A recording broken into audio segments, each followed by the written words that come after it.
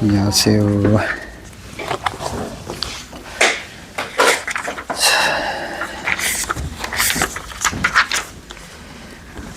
오늘 7품 마지막 부분 할 차례인데요. 저번 시간에 열애가서라는 법은 일정하게 고정된 법이 없기 때문에 말할 수도 없고 취할 수도 없다고 이야기했는데요. 그럼 건강경, 화엄경, 법화경 다 설법한 건데 그거는 법이 아니냐? 그거는 단지 어떤 거기에 맞는 인연 혹은 상황 하에서 설법한 거기 때문에 일종의 방편으로 설한 거기 때문에 한마디로 취할 수 있는 법은 아니라고 이야기를 했고요. 오늘은 195페이지 할 차례죠. 성현의 구별. 앞에서 우리는 일체의 성현은 모두 무위로 법을 삼으나 차별이 없다.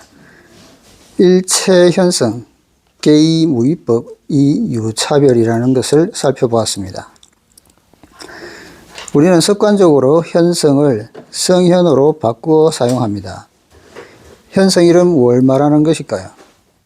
우리는 부지불식간에 성인과 현인을 구분짓습니다. 수양과 학식, 도덕이 최고에 이른 사람을 성인이라 하며 그보다 좀 못해 여전히 수행 중에 있는 사람을 현인이라 합니다. 불법에서는 이런 구분이 더욱 뚜렷합니다. 소위 사면십성이라 합니다.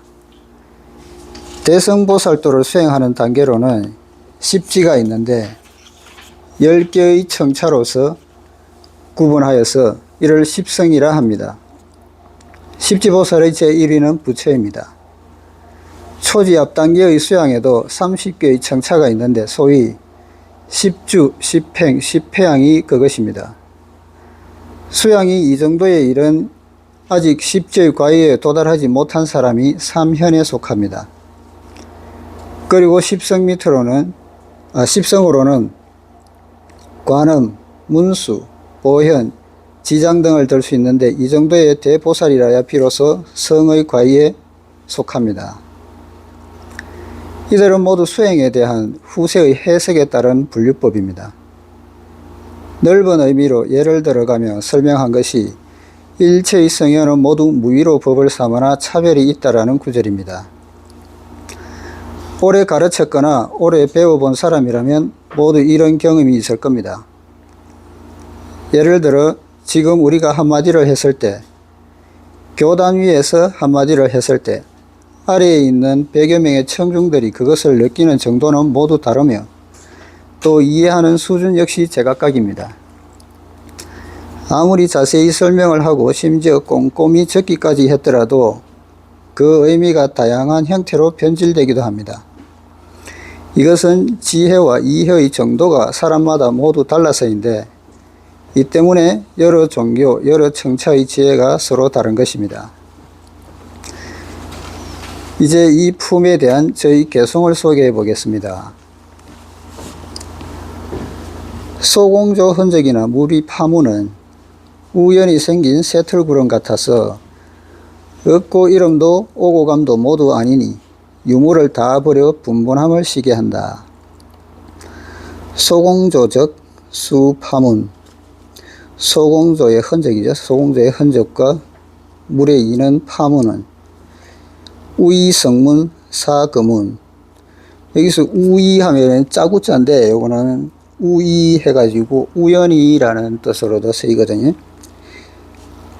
우연히 성문, 이루어진 글자라는 뜻이죠.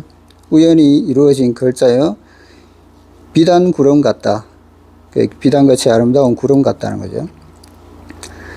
덕실왕래, 도불시. 얻고 잃어버리고 오고 가는 것이 모두 아니다. 여기서 도자는 모두 도자입니다. 유무구견 식분분. 유무를 모두 버려서 분분함을 사귄다, 쉬게 한다. 이 개송 역시 선종의 방식으로 금강경이 품을 금강경 이품을 해석한 것인데 이것으로 결론을 삼고자 합니다. 소공조 흔적이나 무리 파문은 소공조 즉 수파문 불경에 이런 비유가 있습니다. 소공조라 부르는 새가 있는데 이 새는 나무 위에 둥지를 털지 않습니다. 소공조의 둥지는 허공이며 허공에서 알을 낳고 허공에서 부화시킵니다. 돌아가는 것도 역시 허공의 집입니다. 이 새는 영원히 붙들 수 없고 오고 간 흔적도 없습니다. 그래서 소공조라 부릅니다. 이 소공조라 하면은 우리가 보통 이야기하는 뜬구름 잡는다는 그런 백일몽이나 우리가 항상 하는 망상 같은 거 이런 거를 비유한다고 볼 수 있겠죠. 실제 뿌리를 두지 않는 것. 본래 새는 허공을 날아가도 흔적이 남지 않습니다. 바로 앞에서 인용했던 소동파의 시와 같습니다. 날아가는 기력이 쌓인 눈 밟듯 응사비홍 답설리 합니다. 소공조는 영원히 발자국을 남기지 않습니다. 무리의 파문은 곧 사라집니다. 파문을 그릴 때는 볼 수 있기에 없다고 말할 수는 없지만 그것은 잠깐 사이에 사라지고 맙니다. 이게 앞에서 이야기했던 거죠. 이 파문을 볼 수는 있습니다. 비법상이죠. 근데 그것은 잠깐 사이에 사라지고 마는데 파문이 일 때는 우리가 볼 수 있죠. 근데 그거는 잠깐만에 사라지기 때문에 우리가 앞에서 이야기했듯이 법상이라고 하는데 이게 그래도 사라지기는 하지만 그래도 일어났을 때는 우리가 볼 수 있기 때문에 비법상이라고 또 이야기를 하는 거죠. 분명히 볼 수는 있으니까요. 단지 영원 고정된 게 아니고 잠시 잠깐 인연으로 생겼다가 사라지기 때문에 공이라고 이야기를 하는 거고요. 그러므로 이들은 모두 우연히 생긴 새털구름과 같습니다. 우연히 생긴 새털구름 같아서 모두 우연히 구성된 문장이며 우연히 그려진 한 폭의 아름다운 그림입니다. 선종의 조사는 말합니다. 나무에 벌레 먹듯 우연히 무늬를 이룬다. 여충어목 의성문. 보통 우리 고목 같은 데 보면은 벌레 파먹고 나면은 파먹은 자리가 무늬처럼 나타나는데 그게 우연하게도 글자처럼 보이는 경우가 있거든요. 그거를 빗대어 이야기를 하는 거고요. 좀이 나무 껍질을 파먹다 보면 그 자국이 우연히 무늬를 만들기도 합니다. 마치 귀신이라도 있어서 나무 위에다 부적을 그려놓은 것 같지만 사실 우연히 생긴 것입니다. 우연히 생긴 새털구름 같아서 어떤 때는 아주 볼만합니다. 이것은 일체의 성현이나 부처의 설법이 모두 어떤 기미를 포착하여 행해진 것으로 우연히 구성된 문장임을 말하고 있습니다. 이들 설법은 얼마 지나고 나면 일체 흔적이 남지 않습니다. 그래서 중생의 근기에 맞춰가지고 거기에 빗대어서 설법을 하고 나면은 그 인연이 다 하고 나면은 그 설법도 없어진다는 이야기죠. 흔적이 남지 않습니다.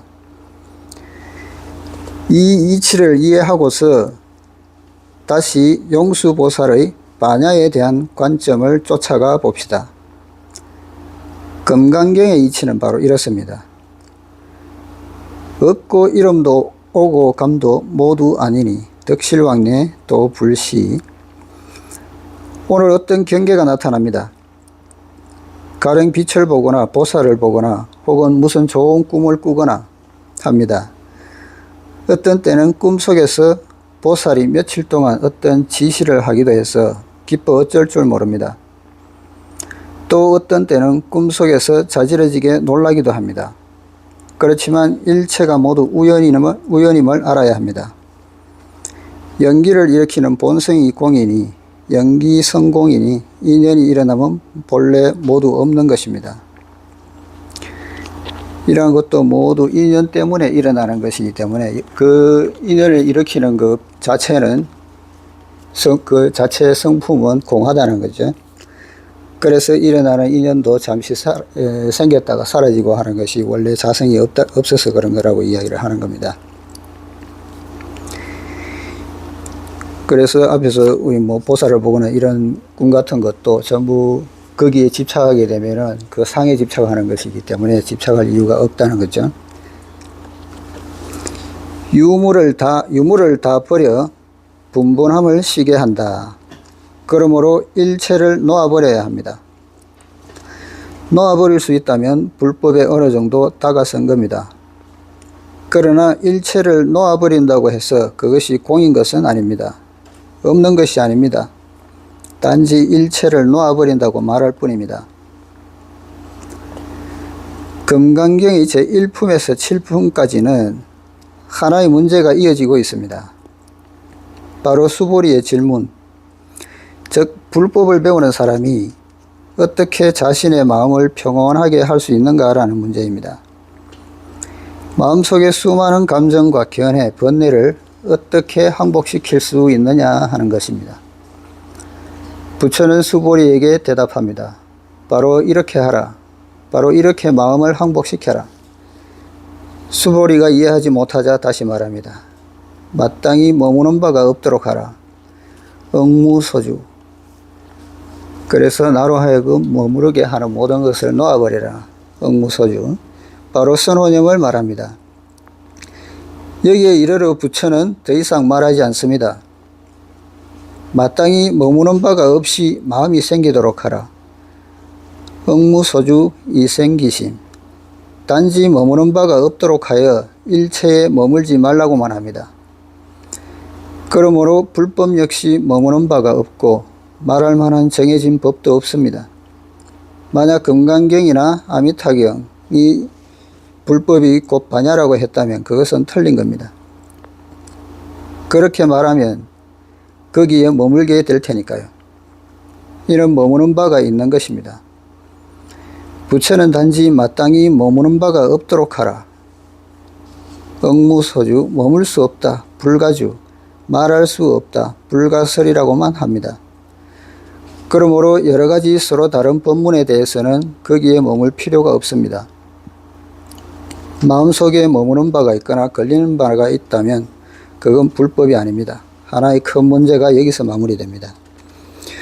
그래서 모든 법은 인연에 의해서 일어나는 거기 때문에 거기에 머무를 필요가 없다는 거죠. 어느 하나에 집착해서 거기에 머무는 순간 그것은 곧 법이 아니라는 거죠. 자, 이래서 7품 여기서 끝내고요. 8품 일체의 부처가 이 법으로부터 나온다. 들어가도록 하겠습니다.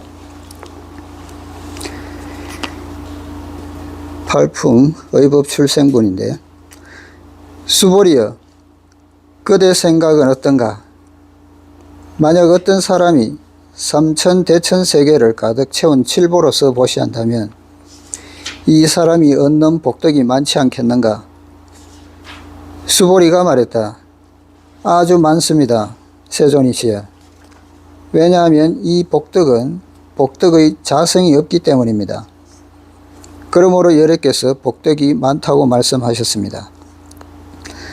만약 어떤 사람이 있어 이 경전중의 내용을 수지하거나 혹 사고계를 다른 사람을 위해 말해준다면 그 복은 앞의 복덕보다 나을 것이다. 왜냐하면 수보리여, 일체의 부처와 모든 부처의 안욕따라 삼약 삼보리법이 모두 이 경전으로부터 나오기 때문이다. 수보리여, 이른바 불법이란 불법이 아니다. 수보리여, 그대 생각은 어떤가? 만약 어떤 사람이 삼천 대천 세계를 가득 채운 칠보로서 보시한다면 이 사람이 얻는 복덕이 많지 않겠는가? 수보리가 말했다. 아주 많습니다. 세존이시여. 왜냐하면 이 복덕은 복덕의 자성이 없기 때문입니다. 그러므로 여러께서 복덕이 많다고 말씀하셨습니다. 수보리 의이오나 약인 삼천대천세계 칠보 이용보시 시 소득복덕 영위다부 수보리언 심다 세존 하이고 시복덕적 비복덕성 시고 열애설 복덕다. 이것은 부처 스스로 수보리에게 제시한 문제입니다. 그대 생각은 어떤가? 가령 어떤 사람이 있어서 삼천대천세계를 가득 채울 수 있는 그렇게 많은 칠보로서 보시한다면 금이나 은, 그거, 만호 같은 칠보로서 다른 사람에게 나누어 준다면 그대 생각에는 이 사람의 복덕이 크겠는가 크지 않겠는가? 수보리가 대답합니다. 그 복보는 아주 클 것입니다. 우리 보통 사람은 단돈 10,000원을 보시하고서도 복보를 바랍니다. 바나나 몇 개를 놓고 향 몇 자루를 태우며 절하고는 무엇을 바랍니다. 지금 이 사람은 삼천대천세계의 칠보로서 보시하니 바나나니 돼지머리니 하는 것보다 많아도 한참 많습니다. 단연히 얻는 복보도 아주 많을 겁니다. 부처가 이어 말합니다. 왜 그런가? 부처는 말합니다. 그대는 잘 알아야 한다. 사람들이 복보를 바란다고 하지만 복보란 본래 자성이 없는 것이다. 말하자면 어떤 정해진 본성이 없다는 것이다. 여기서 복보가 크다고 이야기한 게 상으로서의 복보를 이야기하는 거죠. 상으로서의 자성이 없기 때문에 상으로 복보를 이야기하는 것은 내가 얼마만큼 보시를 했기 때문에 얼마만큼의 과보를 받는다는 그런 게 있겠죠. 근데 이 복보는 자성이 없기 때문에 이 복보가 어떤 때는 좋을 수도 있고 어떤 때는 나쁠 수도 있고 어떤 때는 클 수도 있고 어떨 때는 작을 수도 있고 어떨 때는 있을 수도 있고 어떨 때는 그 복보가 없을 수도 있겠죠. 왜냐하면 자성이 없기 때문에. 근데 이 경우에 삼천대천세계를 가득 채우는 칠보로서 보시를 했기 때문에 그만큼의 보시를 했기 때문에 상으로서 보면은 그만큼 복덕이 크다라고 이야기를 하는 겁니다. 단지 그 복덕은 자성은 없다는 거죠. 그 자성으로 따지면은 이거는 육조는 자성을 이야기했을 때 부정불감이라고 했거든요. 자성으로 따지면은 늘지도 줄지도 않는다. 내가 얼마만큼의 보시를 했던 자성에는 그만큼 영향을 미치지 않는다. 자성은 본래 구족되어 있기 때문에 늘거나 줄지 않는다고 이야기를 하는 겁니다. 근데 여기서는 이 복덕 자체가 자성이 없기 때문에 그만큼 큰 보시를 했으니까 그 복덕도 크다고 이야기를 한 겁니다. 예를 들어 봅시다. 오늘 날씨가 갑자기 추워졌는데 어떤 사람이 와이셔츠 차림으로 나왔다가 마침 여러분을 만났습니다. 여러분은 그 사람이 추울까봐 트롯이나 외투를 벗어 입혔습니다.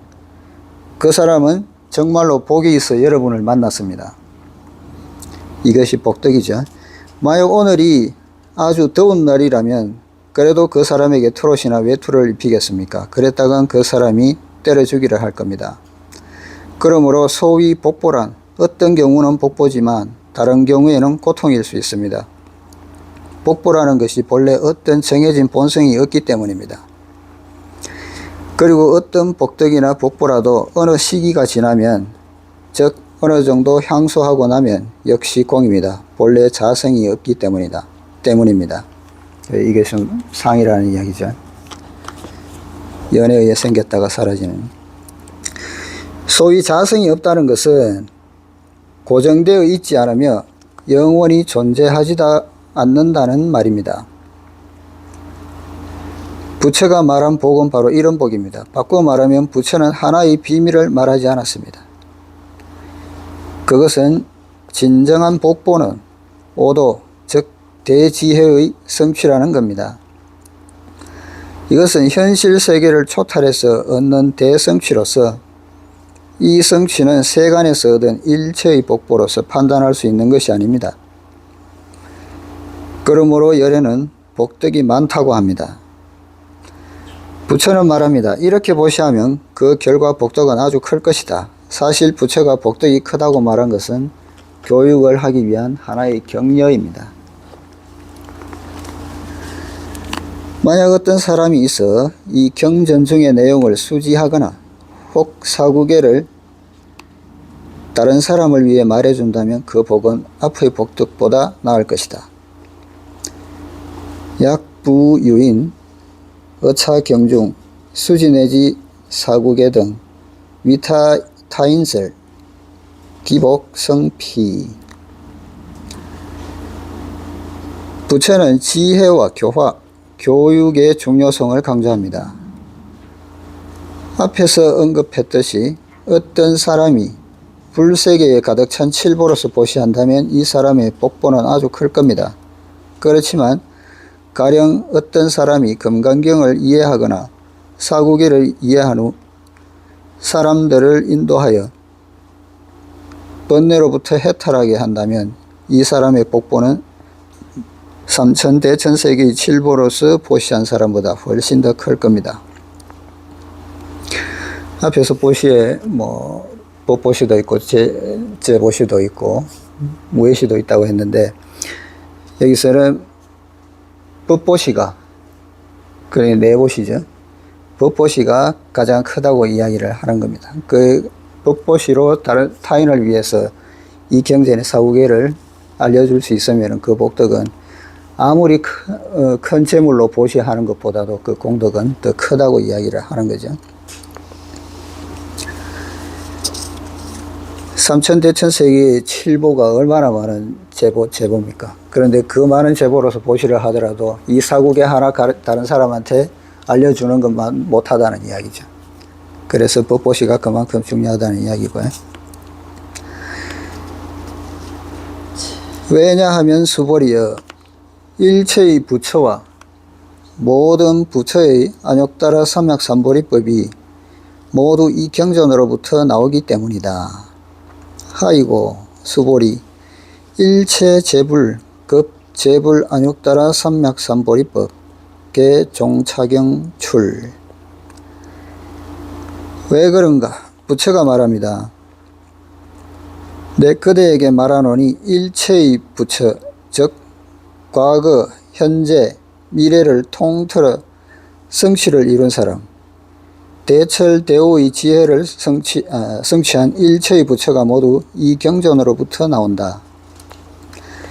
이 시대에 석가모니불이 왔던 것처럼 이 급수에는, 우리는 이 급을 현급이라 하는데, 이 현급에는 모두 1000명의 부처가 나타납니다.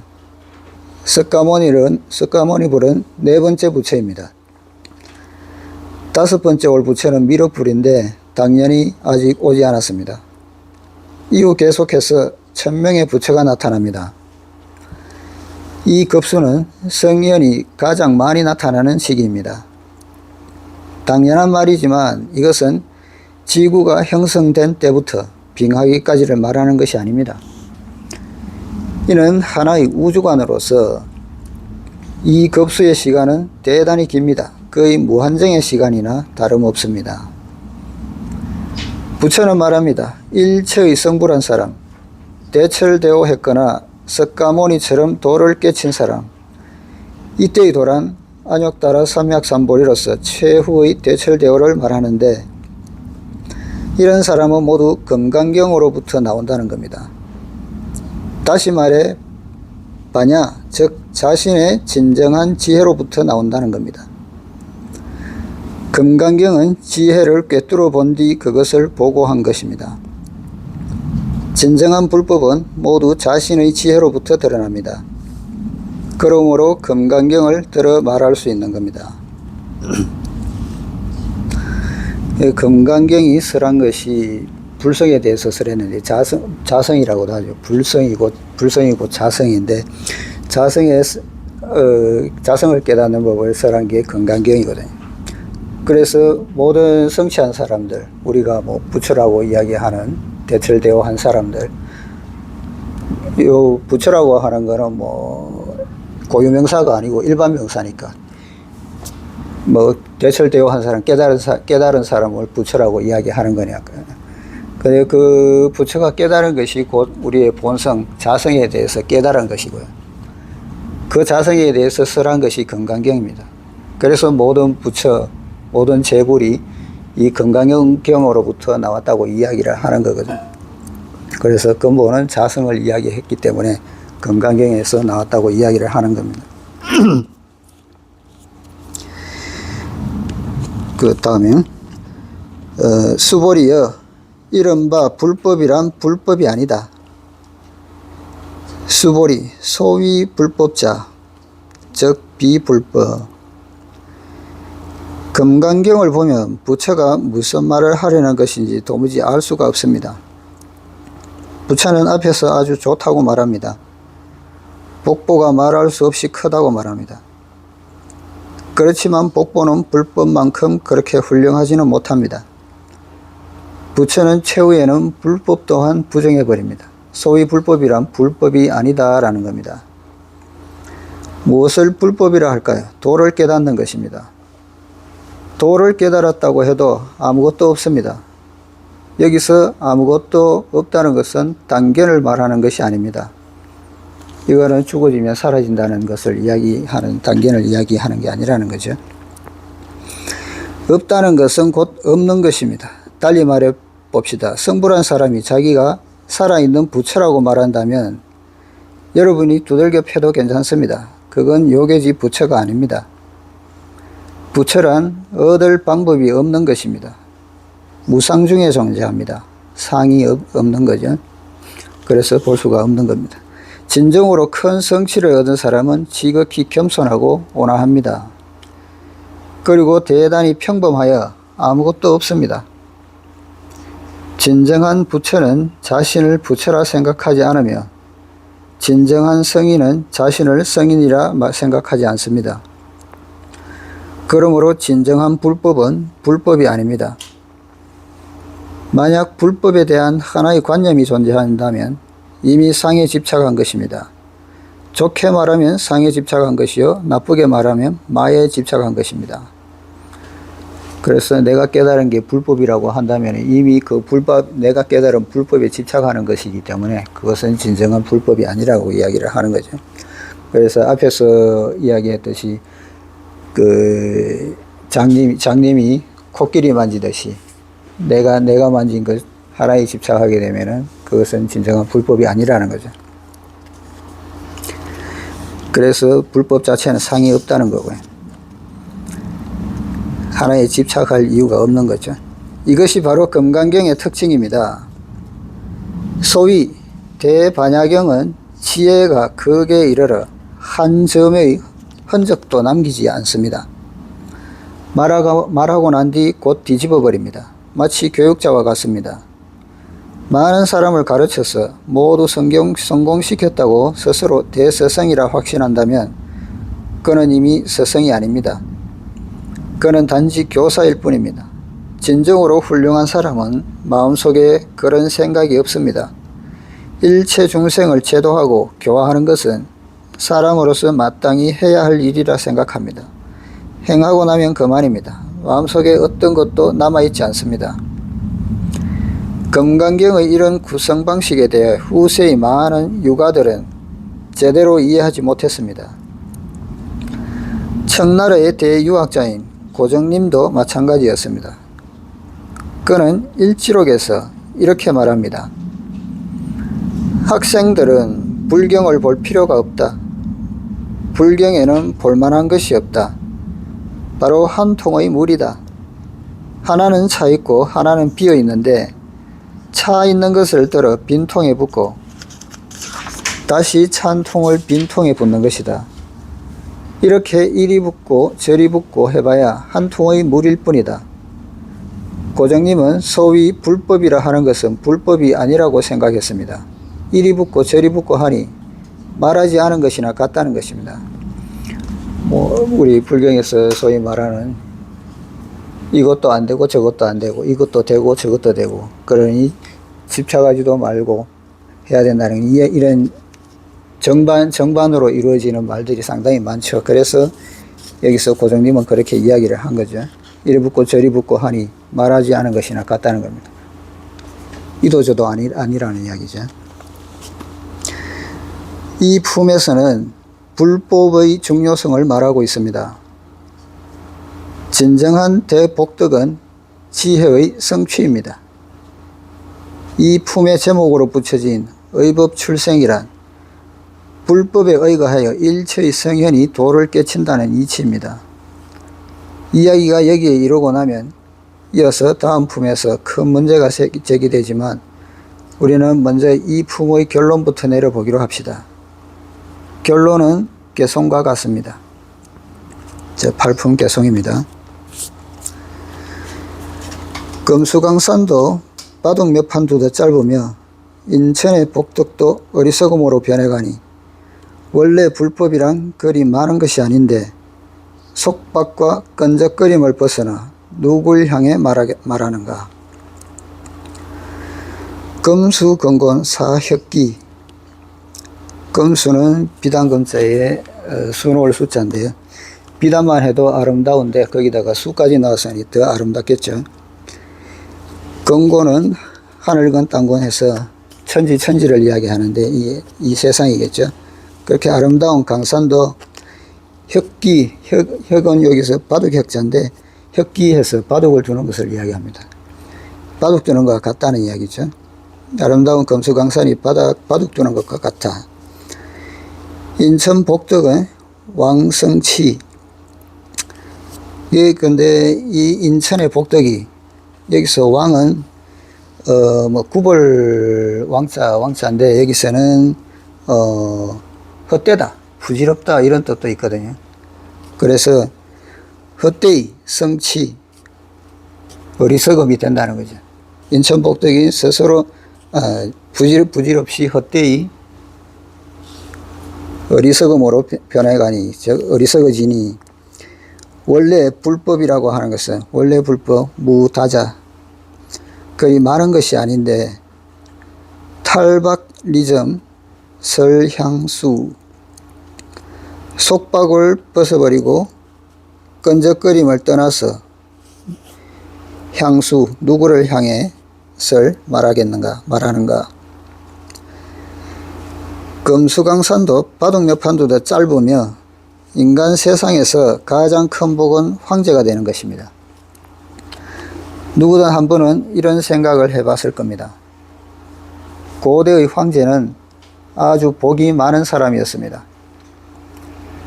그러나 역사를 한번 들춰보면 세상에서 제일 고통스러운 이가 황제라는 것을 알 수 있습니다. 강희 황제 스스로도 이런 말을 했습니다. 자신은 극도로 고통을 느낀다고요. 역사상 얼마나 많은 황제가 있었을까요? 젊은 사람들에게 한번 말해보라 하면 24명도 채 말하지 못합니다.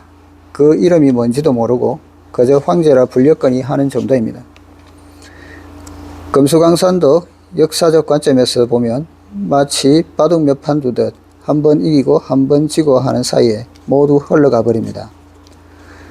그렇게 좋은 시절이 그렇게 짧게 지나간다는 이야기죠. 인천의 복덕도 어리석음으로 변해가니 인천복덕 왕성치. 양무제가 달마조사에게 물었습니다. 제가 절을 짓고 성녀에게 보시한 것이 그렇게 많으니 장래의 복덕이 어떨까요? 달마조사가 비웃었습니다. 기껏해야 인천의 작은 열매로 곧 새어나갈 인입니다. 차 내 인천 소과 유루지인 새어나갈 인입니다. 그는 양무제를 나무랍니다. 그게 뭐 대단한 겁니까? 인천의 작은 열매일 뿐입니다. 죽어서 하늘로 올라갈 따름입니다. 천인의 복을 다 누리고 나면 추락할 겁니다. 이게 곧 상으로서의 복덕이라는 거죠. 쌍은 인연에 의해서 나오고 인연에 의해서 사라지기 때문에 곧 사라질 인이라는 이야기입니다. 한도가 있는 복보로서 새어나가지 않는 열매가 아닙니다. 새어나가지 않는 것은 영원히 결함이 없는 것입니다. 그러므로 이렇게 말합니다. 사람이 좋은 일을 하면 내 생에 제왕이나 장상이 되고 관직에도 오르고 재물도 모으며 그 이름도 떨치니 세속의 복보는 아주 많습니다. 그렇지만 지혜를 상실하게 됩니다. 그래서 헛되이 어리석어진다고 이야기를 하는 거죠. 여기서 이 지혜라는 것은 불성을 깨우칠 수 있는 지혜를 이야기하겠죠. 왜냐하면 이것은 전부 다 상에 집착한 것이기 때문에 불성을 깨우칠 만한 지혜를 잃어버린다는 거죠. 선종에 이런 고사가 있습니다. 위산선사라는 분이 있었는데 이분은 선종 5대 종파의 계산조사 중 한 사람으로 위양종을 창시했습니다. 위양종은 위산과 앙산을 합쳐서 지은 이름입니다. 위산선사는 세 생애 동안 황제로 살았으나 신통력을 대부분 상실하게 되어 즉 지혜를 상실하여 허리멍덩해지자 황제를 그만두었습니다. 여기서 말하는 신통력이란 천리안을 가졌다느니 하늘을 난다느니 하는 그런 것이 아니라 지혜를 말합니다. 지혜가 가장 큰 신통력인데 그는 깨달음의 지혜를 거의 잃어버리고 말았습니다. 만약 복을 구하기 위해 불법을 배운다면, 즉 내생에 어떻게 되기 위해 불법을 배운다면 그것도 좋습니다. 그렇게 될 수 있습니다. 그러나 그것은 철저하지 못합니다. 그래서 인천의 복덕도 어리석음으로 변해가니라고 했습니다. 원래 불법이란 그리 많은 것이 아닌데 원래 불법 무다자, 이것은 선종에서 하는 말입니다. 임재선사는 도를 깨닫고 난 뒤 말했습니다. 원래 불법이란 이런 것이구나. 이렇게 적은 것이구나. 여기서 무다자란 당시의 속어입니다. 요즘 말로 하자면 이렇게 적은 것으로 그리 많지 않다는 뜻입니다. 속박과 끈적거림을 벗어나 누굴 향해 말하는가? 탈박, 리정, 설향수. 불법의 목적이 무엇이겠습니까? 우리는 인세간 일체의 번뇌와 감정에 묶여 있습니다.